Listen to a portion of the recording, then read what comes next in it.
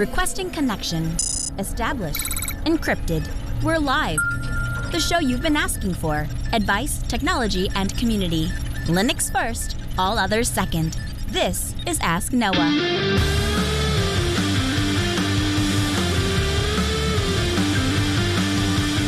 Live from Multispeed Technologies, the Ask Noah show starts right now. This is the show where we came to do all the things on Linux they said couldn't be done and take your questions on how to do the same. The phone lines are open this hour. To be a part of the program, it is a free call, 1-855-450-NOAH. That's 1-855-450-6624. Send an email to live@asknoahshow.com. My name is Noah Chalai. I am your host. Delighted to be here with you as another episode of the Ask Noah show kicks off this hour. Joining me, my co-host, Mr. Steve Evans. Welcome in, sir. Good evening from Raleigh, North Carolina this evening. Yeah, you're in the bunker. Tell me, how's Raleigh? What are you doing there? So I'm down here for some artificial intelligence training at Red Hat. So this is where they brought a bunch of us in. And, you know, I was pleasantly surprised. I walked around downtown Raleigh, and a larger number of stores have Christmas decorations and Christmas trees and Christmas music playing than I thought. And I was very pleasantly surprised by that. It's appropriate the day after Thanksgiving. Before that, those people are breaking some sort of federal law by decorating for Christmas before it's Christmas season. But the day after Thanksgiving and through, like, I would say New Year's Day, maybe the 2nd, that's perfectly fine. And we celebrate that. And I think that's great. The people that bring it out in like October, those people, they're bad people, Steve. They're unsavory characters. I was having dinner last night, and someone was decorating the tree last night. So quite obviously not right after Thanksgiving. That's fine. Anywhere in between Thanksgiving and New Year's is acceptable. Let me ask you this. What do you think of AI as you're learning about it and as you're becoming professionally involved in it? There are people that are terrified of it. There are people that think it's the next big thing to replace humanity. There are other people that think it's the next greatest thing because it's going to solve a bunch of our problems. You know, I look at it from a 30,000-foot pragmatic view of like, okay, AI is really a combination of two things, right? It's information and it's computing power. So if Google, for example, has more electrical power and computing power than the entire city of London, and they have the data sets that they've been building for the last 25 plus years, that puts them at a tremendous advantage. That's about as far as I've thought into it. What are you seeing on the ground? Well, so without getting into it, and we'll probably do a show on this at some point, there's different types of AI. And some of the stuff that people are worried about is this idea of general AI, or sometimes referred to as super AI, which is where it starts to learn for itself and train itself, and then nobody really has any understanding of how it's learning. And the fear is that theoretically this type of model will be able to outthink us, because it'll be able to come up with questions and solve for those questions when we haven't even thought of them. We're a little ways off from that. There's some rumbling that OpenAI might have stumbled on some of that. But to give you some idea, when you go ask ChatGPT something, it takes 30 GPUs just to handle your query in some sort of reasonable time period. So if you think about how much oomph is being put behind just handling day-to-day questions and stuff like that, like the scale at which it takes to train and process models is astronomical. Like a client of ours is spending $180,000 per GPU, to give you some idea of like what the top end AI GPUs go for. So we're heading in that direction maybe, but it's not as close as people think. It's maybe not as close as people think, but at the same time, what you're saying kind of reinforces my pre-existing belief. That is to say, it sounds like what we're talking about is the people who have a tremendous amount of compute power and a tremendous amount of data are the ones that are going to be there. And it's almost, not quite, but it's almost unapproachable for guys like you and me. That's not necessarily true. And again, this is a deeper topic, but there's a difference between making a foundational model, which is where you have all of the data and you're trying to make a base model for AI, and using the AI for tweaking or training it on a specific subset of data. And the vast majority of people if they're doing anything with it, they're working at a level where they're just kind of doing small tweaks. There's like there's only a handful of companies that could handle making a foundational model, NASA, Google, Right. And a few others, right? And it's so far out of reach for everybody else. Even if you could say have the compute power, where would you get all the data? How would you store that? Do you have 15 petabytes in your basement? I sure don't. That's what I'm saying. So isn't that predicated on those companies being willing to share their models, their data? It, in some aspects it is, but a lot of the models are being trained on open data, so information that has been collected, say, over the internet or whatever by various open foundations. And so it's not the only thing that I would say it gives them a leg up, but it's not, we're not beholden to them and for that specifically, because there's been a lot of crowdsourcing of data happening. Our first email tonight comes in from Chris. Chris writes in and says, "Hey, Noah and Steve, I just bought a couple of laptops for my 5 and 6-year-old children. I obviously want them to have them running Linux. I did some research and ended up installing Ubuntu. The alternatives I found were not well maintained or a bit oversimplified. I like that Ubuntu is a full-blown Ubuntu distro, but I want to be able to restrict access to sites and applications that are inappropriate for them. Do you have suggestions for tools or another distro that would help this age group? I do not want to spend too much time with setup, configuration, maintenance, or something that was pre-configured would be ideal. Thanks. I love the show." So, Steve, if you woke up in Chris's shoes and you were trying to come up with some laptops for your children that were running a Linux distribution and allowed you to do some web content filtering, what would you do? Tough call. So probably not the ideal person to ask, because I would say I wouldn't give my children at that age something. We severely restrict my children who are 7 and 11. But if I was helping someone else, I might look at Endless OS. That's kind of my default go-to. There's a bunch of parental controls that are built into it. You'd still have to configure it, but there's a bunch of parental controls, and there are things that you could layer on top of it to help guide you in that area. But honestly, I feel like giving a computer that small to a child that small is like giving them a knife and then saying, how do I protect them from the knife? Like, well, maybe we should teach them how to use the knife before we get down that path. And in my estimation, for my kids, they weren't ready for that. What would you do? So this is interesting, right? And you and your wife and myself and my wife have had like more than one in-depth conversation on this topic, because it's just there's a lot to consider here. But if you don't mind, can I poke at this a little bit? So your thing, which I think is a really good argument, is at what age does it no longer become practical to learn how to use a computer? Because that absolutely exists.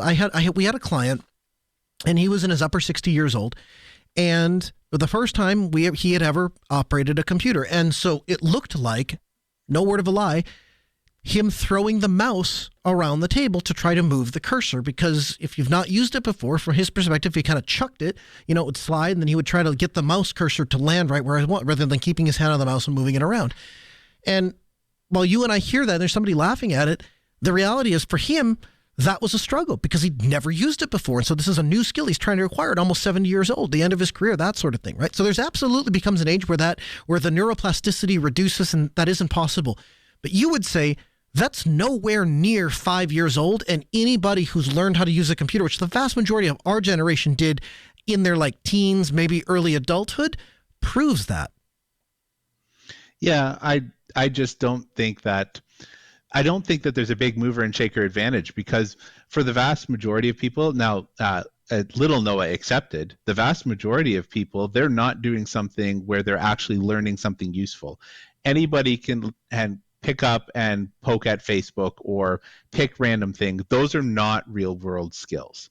Most people are also not handing their kids an electronic device and saying, here, go learn how to type. Again, most what they're doing is they're just kind of using it as an entertainment device. That is not a valid reason, in my estimation, to introduce the technology. Like put a simpler way, don't put your kids in front of YouTube and call it parenting.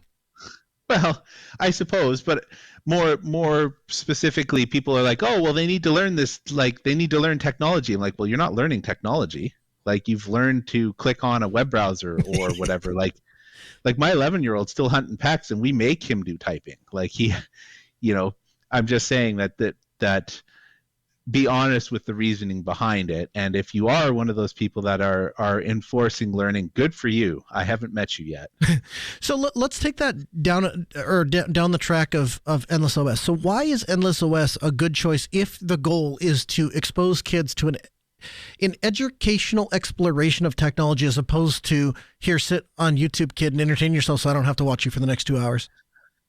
So they built the operating system to be offline. So it comes with tons and tons of applications that are educational, from STEM related stuff to here's how your shell works, and here's how you would do, like, fiddle around with extensions for GNOME, or here's the encyclopedia, or you name it, they've got it for it. On top of the fact that they already do have some sensitivity in there in terms of, like, you can go in and set up the account with a couple of clicks, be like, you can't use the browser, or you can go to these sites and not those sites. Those sorts of things are already built in as a consideration in it. And so if you were going to allow them to have access, that would probably be the route that I would look at. I like Endless for a number of reasons, the biggest of which, I like the immutability of it. I think it's a really awesome opportunity to let somebody explore and bang around a box without having to worry about cutting themselves. And I feel even better about the direction of immutable operating systems, given the direction that Apple themselves is going, right? If I were to look at the content filtering, that's a more difficult one to tame. So I would say if you can use Endless OS, great. Let's say that he can't. I might suggest looking at some of the web content filtering built into OpenDNS and then setting the DNS provider to OpenDNS. So one of the things he asks is, he said, it'd be great if it was just, ready to go, right? Well, the configuration here would be specify this DNS server in your home router, or just go specify it on the kid's devices. Now, is it going to keep an incredibly technologically advanced kid from figuring out that, oh, it turns out if I switch the DNS servers to, Cloudflare or Google DNS, I'm going to be able to get around these things? Yeah, there's that. The other side of it is the content filtering works off of your public IP address. So that is to say, it allows certain requests to succeed if they come from one public IP address, but they won't allow those requests to succeed if they come from another IP address. That's how it kind of tracks your account. So you have to have either dynamic DNS set up, or you have to have a static IP. With those two requirements aside, though, I think OpenDNS is a great way to do some of this, because the reality is my kids had this thing with YouTube for a while, and I just got very upset, Steve. And one day I just decided, like, we're done with YouTube for a while. You're going to go do something else. And I tried to block YouTube at my house. You would not believe the weird esoteric stuff that breaks all over the place when you block YouTube. It was unreal. Stuff I would have never thought to include things like menu items and or aspects of the NVIDIA Shield. But it turns out when it can't reach its Google servers, it throws a fit. I'm online, but I can't get to this thing. What's going on here? And it's very strange. So, and beyond that, it's not the easiest thing to do, because increasingly DNS requests are encrypted. So I blocked YouTube and redirected it to 127.0.0.1, all the things. And it turns out Firefox was processing those requests encrypted, so I couldn't intercept them. And you get down this rabbit hole of trying to break or intercept those things, and it just doesn't work well. It's difficult. It's a pain. So if this guy is looking to get things done out of the box, I have a hard time recommending that route, even if you have a router that supports it. I like the idea of OpenDNS. It's not a foolproof method, but it'll keep the honest kids honest. Our second email comes in from Michael. Michael writes in and says, "Hi guys, I only recently started listening, but I've already gotten so much out of this show. I started to use and learn Proxmox, and I have a question about serial connections on Proxmox, specifically with an Ubuntu VM. I'm trying to enable Xterm on the guest without any success. All the documentation I found about setting up a serial connection refers to using Upstart, which looks to be deprecated in favor of Systemd. My question is, how do I configure Systemd to use the guest to allow a serial connection from the Proxmox host? Thanks, and keep up the great work." So, Steve, if I'm understanding Michael's question, what he's wanting to do is he wants the VM to output its terminal over serial. That's what we're trying to accomplish here? So this, if you were doing Versh, for example, would be how you do a Versh console, because Versh does it over serial as well. And you have to, there's two steps to this for KVM, and I assume it's the same thing for Proxmox. So there's the client side setting inside of the VM. You have to allow the TTY to go over serial. And there's also the host setting, right? So the host also has to know to go and try and connect to that. I don't really have any practical Proxmox experience to be able to say much more than that. I did some reading. It seemed like it was possible. It seems like the key here is to make sure that both the client and the server have the appropriate settings. So it sounds like the user, that Michael here, has tried or made an attempt to find the documentation, but the documentation sounds like it's old. If the implication here is that systemd is what's required now, but upstart was what was in the documentation, that upstart's a long time ago now. Yeah, 100%. I again, like Steve, I don't have a lot of hands-on experience with Proxmox, in part because I'm increasingly distancing myself from these appliance-like distros that become special snowflakes. So they do a thing, and maybe, especially in the case of Proxmox, it does it really well, but then you're locked into that environment, that thing, and that just kind of drives me nuts. But I took a bit of a peek, and it looks like there is, essentially, you have to enable the serial console. And once you do that, you start the serial console up on the VM, and then it will output that serial data. I will include a link in the show notes, podcast.asknoahshow.com, so you can take a look at it and see that fits your bill and answers your questions. And if it doesn't, then either write back in or give us a call sometime, and we'll help you live on the air. Our third question comes in from Bradley. Bradley writes in and says, "Hi, Noah. Thank you for taking the time. Thank you for your amazing content and your service to the community. With your show and others like it, I have gained knowledge and experience to call myself maybe half competent. My question: I have built a website for my 11-year-old boy, which presents tests to him, which I curate and develop. Upon successful passing of one of the tests, he's awarded and given an amount of minutes. Those minutes accumulate, and when he feels that he wants to click the claim button to redeem his minutes. Once he clicks the claim button, there's a webhook that's sent to my Home Assistant where this guy is brilliant, Steve. This guy is my hero. Once he clicks the claim button, a webhook is sent to my Home Assistant where I have a script that runs in automation. With pfSense integration, that the script disables a firewall rule to unblock the internet for his PS5 for the amount of minutes that he claimed, allowing him to play. This all works great. The internet is blocked, the block rule. Then, when the rule is disabled, the internet works on it. The problem comes in when the rule is enabled after a set amount of time. I can see that the rule is automatically enabled by Home Assistant, but the internet, I assume isn't blocked. I thought maybe it had to do something with concerning the states, but even when I reset the state table, the internet is still not blocked. The only way that I can get the internet to block again is by physically turning off the PS5, and then the firewall rule acts as expected again. Why is this? Does a PS5 use some sort of technology that allows the connection to persist? I thought maybe the PS5 could be using IPv6 for some traffic, but no. I'm not understanding. I already have the solution. I'm just going to buy a smart plug, but I want to know why. Thanks again, Bradley. So, Steve, what do you think is going on in Bradley's house, and how does he keep his son off the internet after he runs out of his minutes? Well, this is a little bit of a tricky problem. So it all comes down to, so you were on the right track when you were thinking about the states. What happens is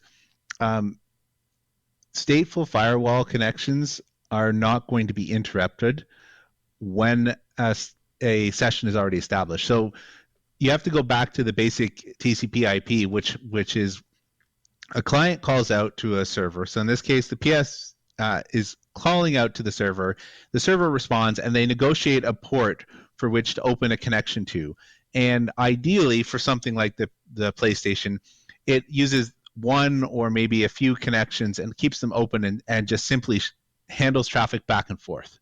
What's happening is once the session's established, the firewall is not going to cut off a currently established session, partly because the client and the server have already negotiated and don't need the firewall anymore. Yes, the traffic still is passing through there, but the firewall itself is not really involved at that point. Mm-hmm.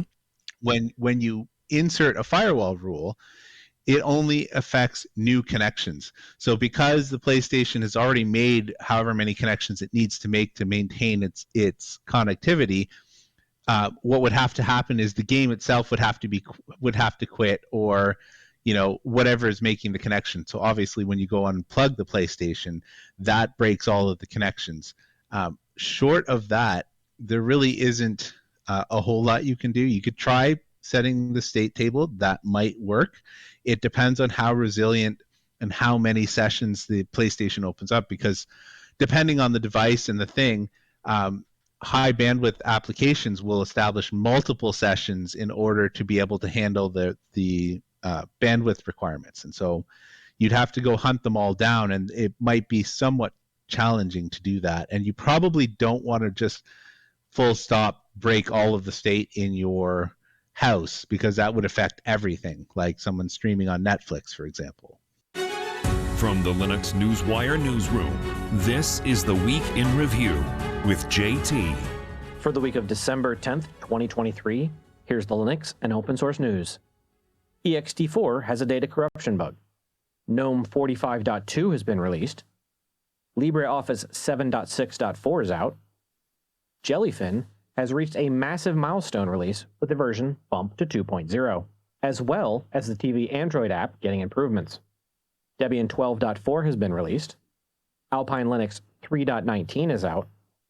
And Linux 6.8 is dropping support for very old graphics drivers. In security news, the NSA and ESF partners have released recommended practices for managing open source software and software bill of materials. A vulnerability in the open source OpenZeppelin library that is common across the Web3 space impacts the security of pre-built smart contracts, affecting multiple NFT collections, including Coinbase. A newly revealed critical security issue with Bluetooth can potentially allow attackers to take control of Android, Linux, macOS, and iOS devices. Detailed by security researcher Mark Newlin on GitHub this week, the vulnerability tracked as CVE 2023-45866 is an authentication bypass that allows attackers to connect susceptible devices and inject keystrokes to achieve code execution. A previously unknown Linux remote access Trojan called Kraus has been observed targeting telecom companies in Thailand by threat actors to gain covert access to victim networks since at least 2021.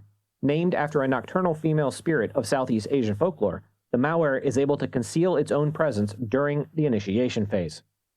Robust Intelligence has found a way to use AI to automatically jailbreak GPT and other large language models. In the attack method, named Tree of Attacks with Pruning, or TAP, can be used in their words to induce sophisticated models like GPT-4 and Llama 2 to produce hundreds of toxic, harmful, and otherwise unsafe responses. Continuing onto the open source AI news, the EU's AI Act could exclude open source models from regulation.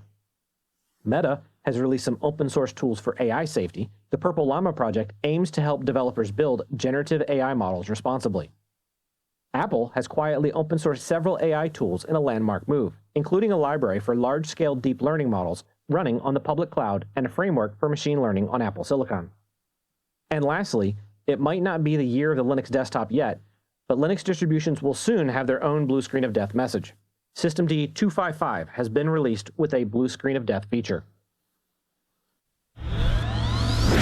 Last week, Beeper Mini was announced, and Steve and I's impression was, it's a really cool project, it's a really cool effort, they'll be successful until Apple notices, and then that will be probably the peak and end of their success. Well, as it turns out, Beeper Mini was the most popular program ever launched on the Android operating system. In the history of Android apps, in the first 48 hours, it was downloaded more than 100,000 times. Well, actually, by 100,000 people. So I presume that they have some sort of unique metrics to be able to justify that.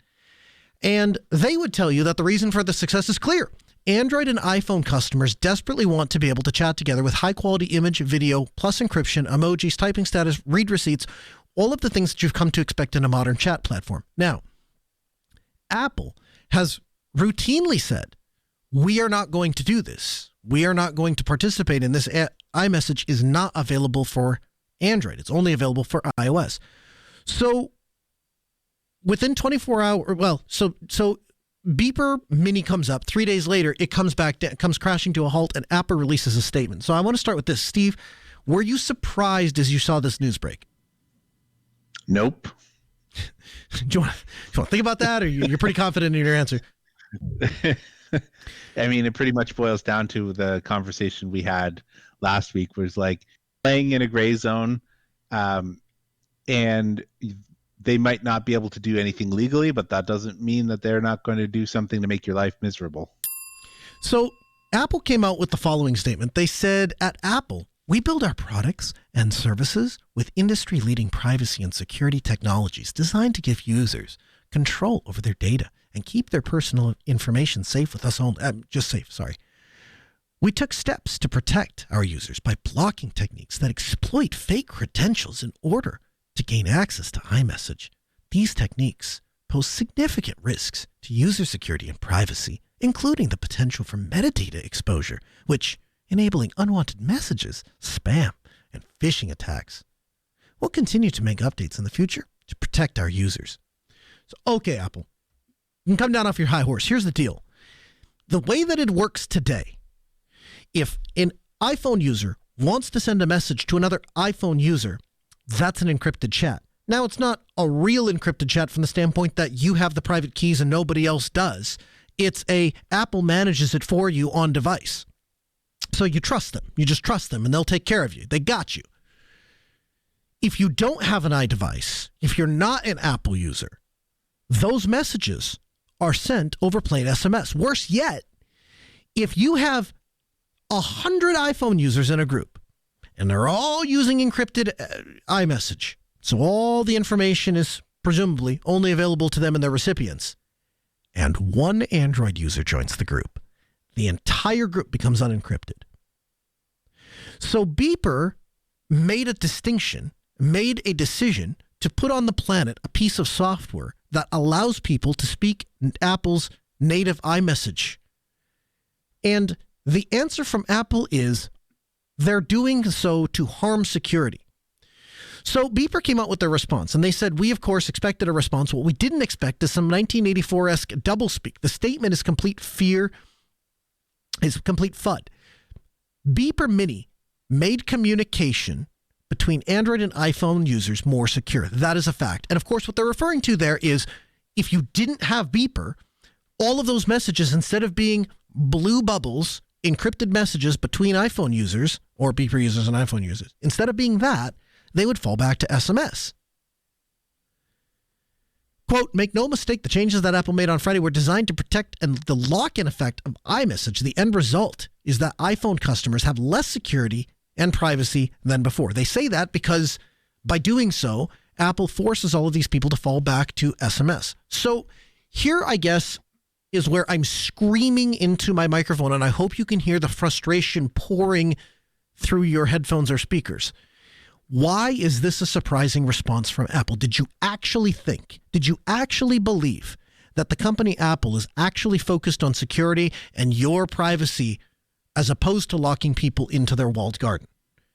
Because I'll be honest with you, Steve, it was never my suspicion, it was never my expectation that Apple was doing this for the good of humanity or the good of their users. The reality is they have a vested interest in people buying iPhones. So when Tim Cook comes out and says, buy your mom an iPhone, or Steve Jobs, whoever it was, when they say buy your mom an iPhone, it's because they have no interest or intention of bringing iMessage over to Android. In fact, it actively works against them. It has nothing whatsoever to do with security and privacy and all the rest of it.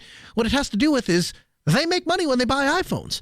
And if they allow people to use the advanced features of iMessage on an Android phone, there's less of a reason for people to buy an iPhone. Am I missing something? I mean, I don't think so.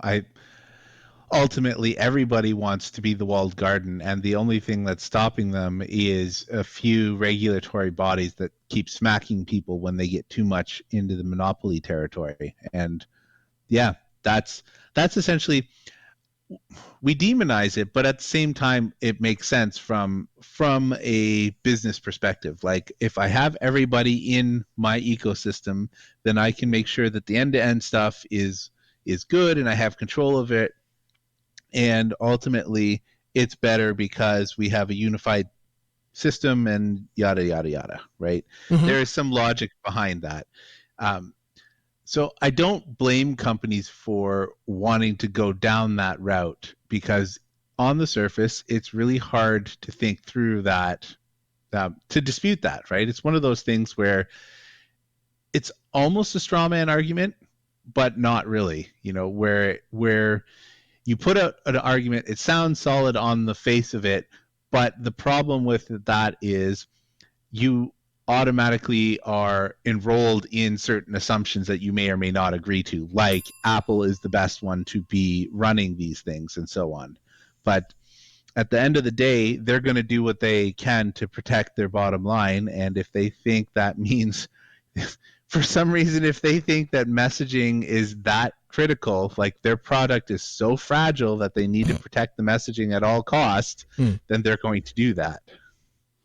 So some people have asked, well, what would be wrong with using Signal or WhatsApp? And I thought Beeper's answer to this was really interesting. Their answer is that they say the Messages app, the default chat app for all iPhone customers, not only is the default, iOS makes it impossible to change the default chat app. So in the US, where a majority of people are using iPhones, that means that the easiest way to chat is by tapping on your friend's name in the contact list and hitting the message button. So you are to believe that because the vast majority of people in the United States have iPhones, that iMessage is the default platform by which we should want to communicate with other people because you can instantaneously reach them. Now, on one hand, I know exactly what they're talking about.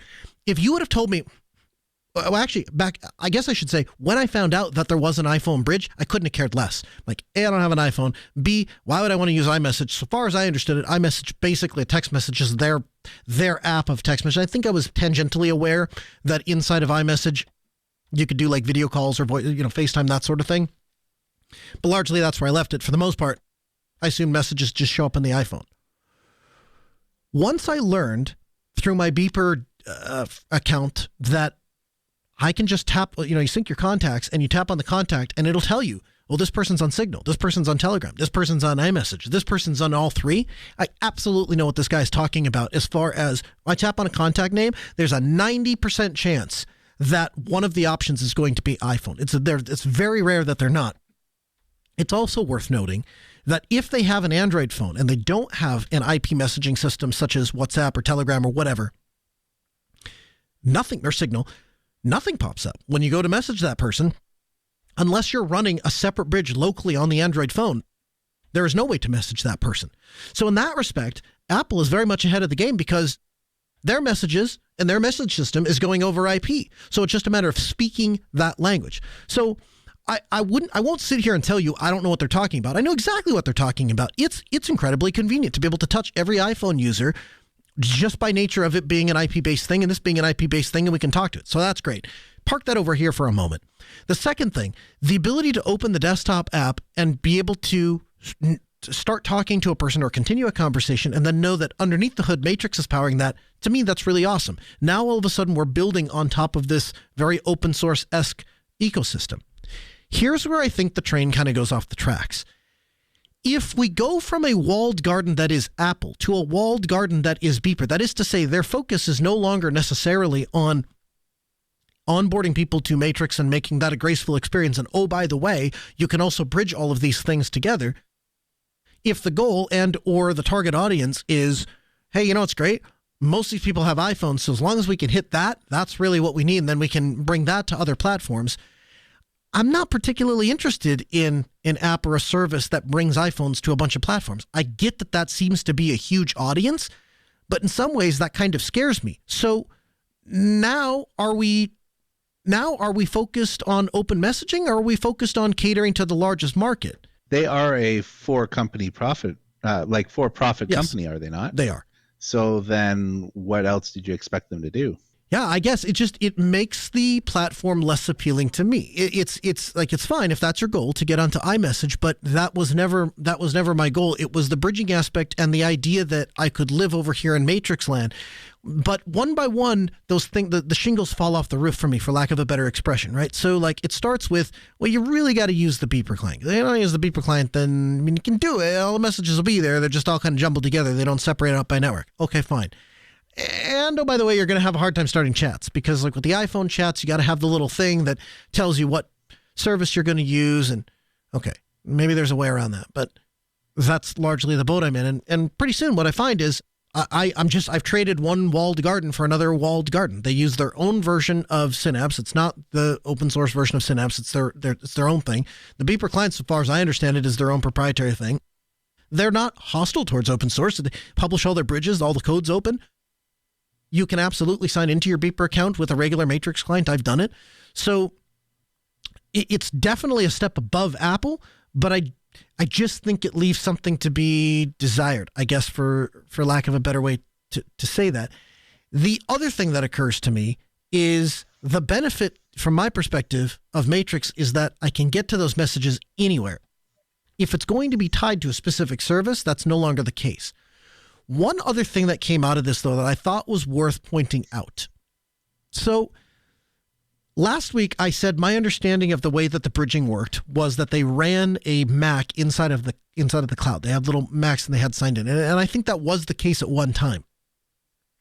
But in their blog and in their response to Apple, they say, note, Beeper Cloud, so that's what we would know as Beeper, as of October 2023, iMessage Bridge never used Mac relay servers and still does not today.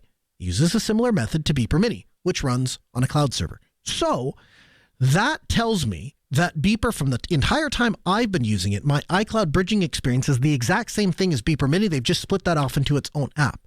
That absolutely changes the paradigm for me, because it's no longer, well, we're going over here to do this app because it does this thing better, so forget that thing over here. No, it's more along the lines of, we developed this app, it's working so well, but a lot of our people are wanting to do this one thing, so let's break that off into its own little land. I think that's pretty cool. I'm going to continue to be a Beeper user. I'm going to continue to use Beeper. I still think it's a very cool thing. I am thrilled that they got their iMessage back up. If you're using Beeper, particularly if you're using the iMessage Bridge, if you can head over to the Google Play Store and give them a review, they would appreciate it, because their ratings took a hit when they were down for 3 days.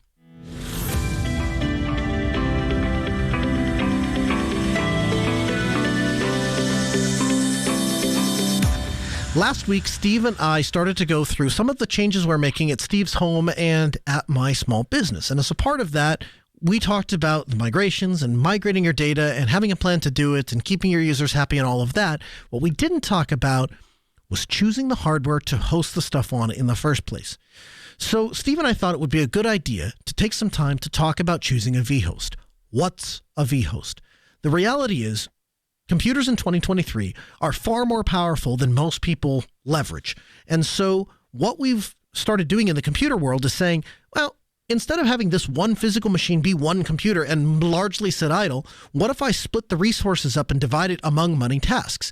And so that might look like 4 different little mini computers running on top of a big computer. We call that virtualization, or running an operating system inside of a simulated computer that's actually all running on one physical node. Now, with technologies like KVM, you might think to yourself, well, gee, Noah, if you're emulating 4 computers, that's going to be really slow, and that's not going to be as performant as the bare metal. It would turn out that with technologies like KVM, you can get near bare metal performance. And so there's a very slow cost, overhead-wise I'm speaking, to taking a physical host and dividing it up into a bunch of VMs. So, Steve, I want to start with this. When you go back and look at how you place your server into production, what you had an interesting analogy that you've touched on once before, but this idea of there's this shift There's this constant shift and a go back and forth between in the technology space. We started on physical nodes. We went to VMs. We went to containers. We're kind of back in a mix. How has that worked out? And what parts of that have you bought into personally at your house? And what parts of it are you like, listen, man, it's great for enterprise. Doesn't have any place in my home. It's too complicated. So I've been kind of having this internal debate with myself as I'm considering my next upgrade. Part of the cycle is, well, we have compute nodes, or we have one giant node, and then we go back to having like little compute nodes, like the spoken hub model, and then we go back to like hyper converged, where everything's on top of each other. And part of what drives that is the technology around it. So when you have a machine that has a bunch of stuff stacked on it, as opposed to splitting it out, you have concerns about, can my network handle all of the traffic for the things that I'm running on it? Because like you said, you're essentially making little operating systems inside of your computer. So if you've got 40 of them, can my network handle it? If your network can handle it, what about your disks themselves? Essentially what happens is there's a little area, like a binary file, a QCOW2 or something else, a VMDK, that stores all of the file system layers that go into making a VM. And you've got multiple ones on a given mount point. So if they're all working and they're all processing something, can my disks activate fast enough so that those things are not impacted? And then similarly, you have the same consideration with RAM and CPU, although RAM is a lot less of an issue just because of the nature of it.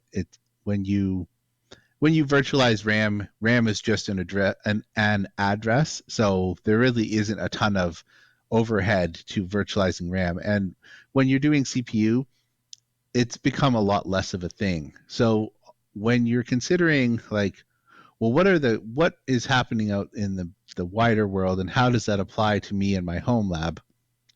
The wider world is going back to a situation where they're buying very large nodes because it's becoming more efficient for them, for example, to have a couple of large nodes because we're hitting the perfect storm of things like the NVMe drives are just ridiculously fast compared to the SATA drives, and you have things like the AMD EPYC where the per core count in each CPU is just going through the roof astronomically, not to mention the fact that CPUs are getting faster and so is memory. So you've kind of got this situation where when it almost makes more sense to invest a lot of money into a smaller number of units than the previous generation, where we basically had compute nodes. We just had a bunch of pizza boxes, which is what we call the 1 or 2U servers,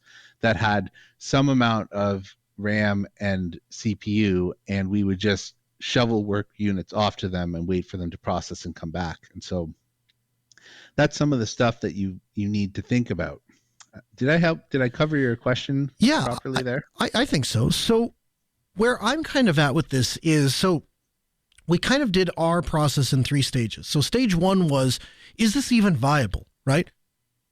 It's a nice idea to say to yourself, you know what we'll do? We'll move off of DigitalOcean and we'll move into our own environment and host all our own infrastructure.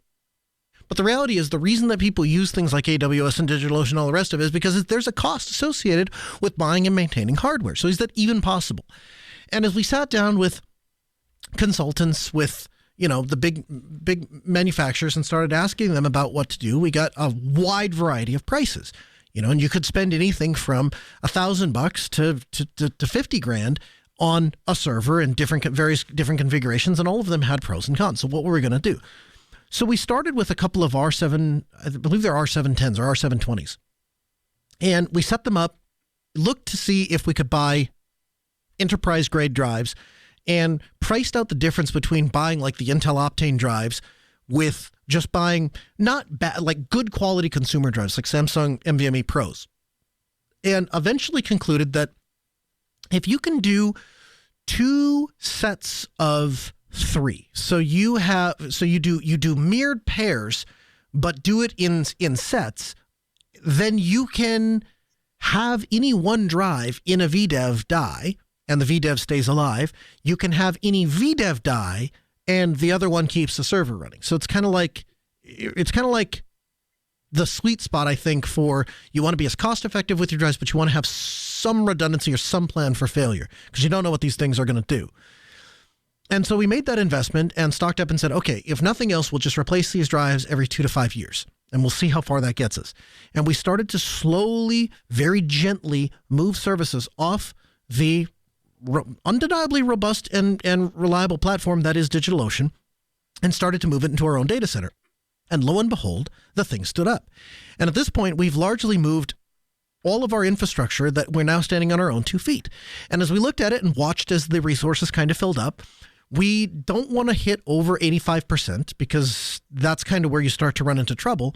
And at that point, we started to look at it and said, okay, well, now let's look at what the next upgrade is. And so that's kind of the point that we're in now, the data center 2.0. And so we got it off the ground. It's viable. It's running. It's paying its own bills and making us a little bit of money. So now we're in the next stage.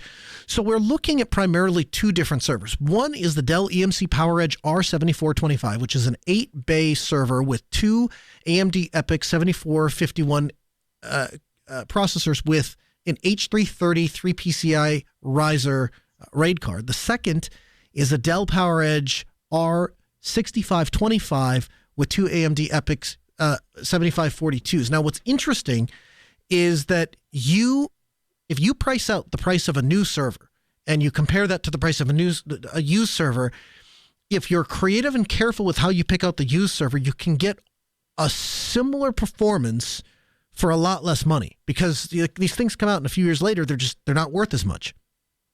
And so we were looking at like a budget of $12,000 to $15,000 per server for a brand new one. We're looking at like a budget of $3,000 to $5,000 for a used server. So it's definitely doable. Then the question becomes central storage. Do you have local storage or do you have central storage? Now, Steve, I know you have always gone the central storage route. How has that been working out for you? And does it leave any room for a desire to improve anything? Or are you just like, no, this is perfect? For our use cases, especially after upgrading the network, there's been no complaints with having centralized storage. I will say that for the vHost, though, I host the QCOW2 on the storage of the server itself so that I'm not putting that on the network. So it's centralized storage in that all of the data gets centralized onto the NAS with all of the hard drives. But I will absolutely run, so my current VM host has 4 SSDs in mirrored pairs. So like it's 2 VDAVs mirrored together, like you were talking about, right? So I'm not sure how that relates to central storage that you had in mind, because a lot of people think that central storage also means storing your QCOW or your Proxmox images on there so that you can do the migrations and things like that. So here's the deal. At the moment, we did version 1.0, and that has all local storage on the vHost. All the QCOW2 files sit locally. They're backed up, of course, to the NAS, but running live, they're running off of their own SSDs. Now, my thought with 2.0 is one of the following. One is we just do the same thing. And if I don't hear a good reason to do otherwise, that's likely what I'm going to do. It's simple. It works. I like the idea of having everything, the ability for it to stand up on its own 2 feet. If a drive fails, there's no law that says I can't create an NFS share, move a QCOW2 file over, map the directories appropriately, and restart the server. So that option, it's not like it goes out of the window because I installed some SSDs in the server. So I really like the idea of having local storage. However, there is no question we're starting to get into a lot of Nextcloud hosting. And with Nextcloud, obviously there's 2 ways people use it. They use it the application side, that is to say they sync their calendars, contacts, that sort of thing. The other thing is they upload just a stupid amount of data sometimes. And when you start talking about uploading data and you're wanting to dynamically grow and shrink things, eventually you start running into drive limitations. So what we've been looking at is there are 2 options. One is a Dell option. It's the Dell EMC KTN STL3. If you're trying to write down the model numbers, don't bother. podcast.asknoahshow.com will have all the links for you in the show notes. But it is a drive shelf made by Dell. The downside is it requires an LSI SAS card, and you've got to connect all of this stuff together It also, for the 2 U's that you get, you're getting 15 disks. There is another device from a company called NetApp, and this is kind of what we're leaning towards. It's a little bit more expensive, but it allows you to fit 24 disks in 4U. So you get more disks, but it's also taking up twice the space. So if you're thinking about it, like the Dell EMC would give you 30 disks for that same 4U. But that's kind of what we're leaning towards because it kind of seems like the better option. But the nice thing about these devices are you essentially connect them with outboard SAS cables to the server, and then you can just start stacking drives. So when you run out of drive space, put another drive shelf in, put more drives in, connect it, Bob's your uncle. If we go this route, I would be sorely tempted to create a 10 gig link between the vHost and the storage server and actually run all of those QCOW2s on some sort of an SSD storage pool attached to the file server. Steve, am I crazy? Well, I guess my first question is, your Nextcloud host, are you storing the data in the QCOW? We are, yes. Ah, well, that's a difference in architecture. I would not do that. I would map the data drives off of the vHost. Okay.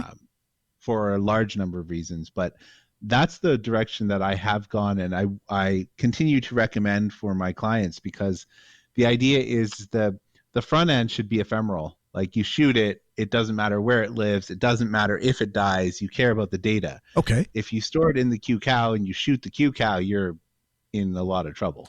Does it make a difference to you that they're in, like, so for example, the data would be in a separate QCOW2 file, or would you, let me ask it this way. Is it a performance thing? Like, you're like, I don't like the idea of data residing in this little container thing. That's weird to me. And there's a potential performance thing. Or is it more a function of like, no, I want the security of just having the raw data exposed to just a plain old Jane file share so that all of the data sits inside of a folder and I can just look at it and go, there's all the stuff. That's what we care about. The rest of this is conflabbed stuff. I care about this. This works.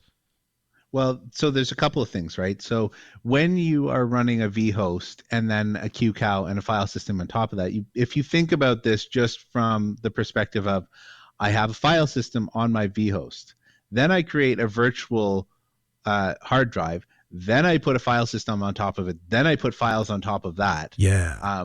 There is overhead to that. Not to mention the fact that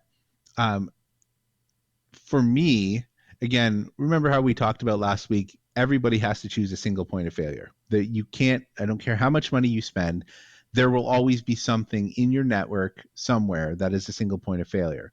For me, the single point of failure is my giant NAS. I don't want my single point of failure to be the thing running the service. I want it to be the thing running the data, because for any number of reasons, the thing running the data is less likely to be taxed. Like, you're not running workload on it, so you're not CPU or RAM bound on it. And it just sits there doing a thing. It literally doesn't even have to think about what it's doing. You know what I mean? Like, there's no computational task ultimately for data storage, right? There's a little bit if you're using compression or all the rest of that. But largely speaking, it's a dumb box that has a bunch of disks in it, and it doesn't have any overhead in terms of that. So what's the difference? My question to you would be, if you're going to store those QCOWs over the 10 gig network anyways, you're no longer just sharing individual files in the file mount. You're now picking up that entire QCOW image and shuffling that over the network instead of just the pieces that are being accessed at that individual time. Okay. So what benefit are you getting from that you wouldn't get from a file share? Now, there's one exception. If you encrypt your QCOW, then you can make a security argument saying, like, well, in this case, when the VM is off, the only time that somebody can access this is when the VM boots up, because it's encrypted at rest. You'd have a lot harder time doing that with the file store. Yeah. Right? So if you make that argument, okay, I get it. Yeah, but no, it's not a security argument. So the original rationale was when they had all local storage, the idea is those QCOWs are synced between the primary vHost and the backup vHost. And the idea was, so from a 30,000 foot view, neither host, we should be able to run all of the VMs on either host. In practice, it doesn't really make sense to load one up and then have another one sitting empty. So we tried to load it up, we tried to split that load up between the two. So the original idea was behind having everything in a Q2 file. As long as those files are synced between the servers, if one ever went down, we just fire the VM back up on the backup guy. Now, once you start looking at central storage, that kind of goes out the window because both of them would, in theory, always have access to the storage pool. So your argument of, well, just have it stored in a file, it resonates with me because it's a simpler operation. And oh, by the way, you can run it in a VM, you can run it in a container. It doesn't really matter. You're just pointing the instance towards its data repository. You also have some benefit here as well if you chose to play around with the underlying ZFS like we do. The ZVol that holds the pictures has the copies set to 2, and that has an extra protection against bit rot because it always keeps a good copy of the files when it's moving it around. So you can do stuff like play around with, I know that this section of Nextcloud is only going to have video, like potentially, right? I understand if you're clients and you can't really predict that necessarily, but in terms of like, I'm going to use this compression here and this one's not going to be compressed, or this one gets double backups because like this has a copy of 2 because this is really important data and I cannot lose this data. Like you can make those choices where if it's in a QCloud2 file, you can make the same choices. It just impacts literally everything that's inside there. Somebody's listening to this and they're thinking, okay, this is really fantastic. All this stuff is way outside of my budget, way outside of my knowledge level, way outside of my skill level. Let's take it back to the home user that, let's say they have, the router they bought at Best Buy and they have their laptops to which they listen to the Ask Noah show and listen to Steve and Noah talk about all their toys. And they're thinking to themselves, I'd really like to get into virtual hosting. That sounds like a great idea, splitting up computer resourcing. I have an old Dell Optiplex, HP Elite, whatever. I have an old desktop and it has, 16 gigs of RAM. Maybe I threw a couple SSDs in it and I can install something on it. What would you say is the easiest, most straightforward way to get a vHost up and running for somebody who's never done it before? I get that's a loaded question because the part of me says, well, slap Proxmox on it or whatever, because if you've never done it before, you're not carrying the baggage and it gives you a nice UI to click through. The other part of me says KVM is really simple and there's a lot of support behind it. It may be a little bit intimidating because there isn't a GUI until you attach one to it. So, I mean, my strong leaning is actually KVM. I'm considering actually running nested virtualization on a new server. So I run KVM on the host and then have a VM that's running VMware because I have need for VMware for work-related testing. So I'm actually even considering that myself. If you sat down with a brand new Ubuntu box, all you did was install Ubuntu server, and you log into that box, and you give it an internet connection, and you ran sudo apt install, let's see here, you need kemu-kvm, you'd need libvirt-daemon-system. And I think that's it. Yes, I just looked it up.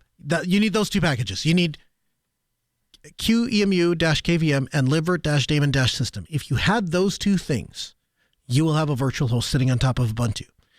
If you add Cockpit, you will have a virtual host with a web UI that you can use to manage it. If you have libvirt and you install Virt Manager on your computer, you will have a virtual host and the ability to manage it.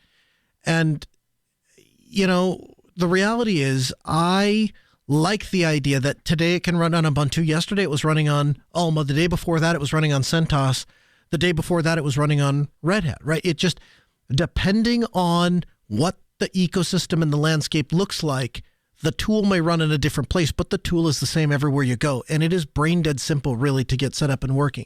The thing that you'll struggle with the most, I think, is setting up the bridge. Setting up the bridge is the thing that requires, other than setting up the bridge, it'll just work out of the box. You can fire the VM up, it'll have internet, you can install packages, you can SSH in, all the things.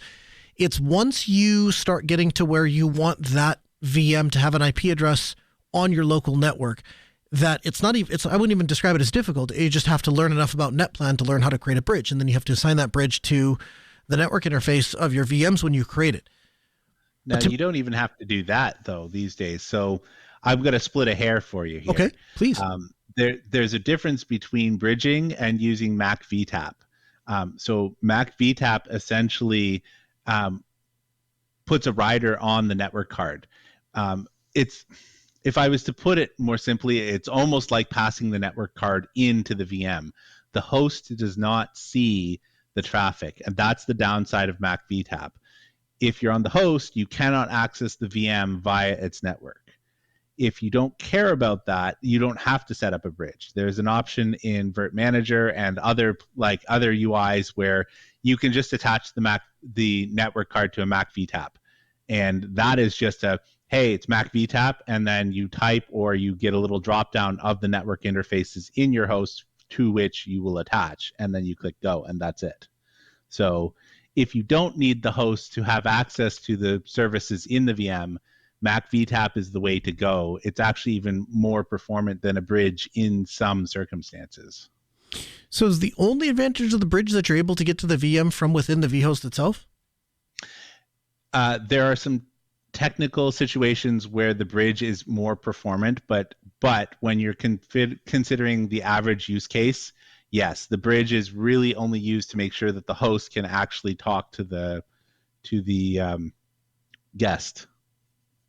Could a person use Mac VTAP on, like, let's say your server had multiple network interfaces? Could they use Mac VTAP on one interface so that becomes the pass-through NIC of sorts, and then have another NIC that is assigned to the host machine that deals, so that in that way, like, okay, fine, the host can't talk directly to the VM, but the host can go out to the network and then go through the router or whatever the network path would be for any other machine, and then come back into that VM?